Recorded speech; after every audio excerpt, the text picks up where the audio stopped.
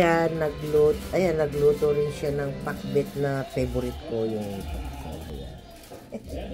Bisaya yung hipag ko, pero nagluto ng pakbet daw na pang Ilocano. Ayan.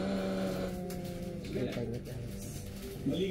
Yan ang mga luto niya.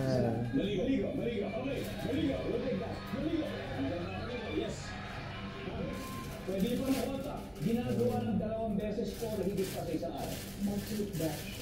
Mag-toothbrush. Kita niyo guys. Pero mas mataas na. So, kaya faster play. Play tayo. Belenda's family for love. Let's do this. Andre, anong ginagawa mo ng 2 beses o higit pa sa isang araw? Mag-toothbrush. Ay.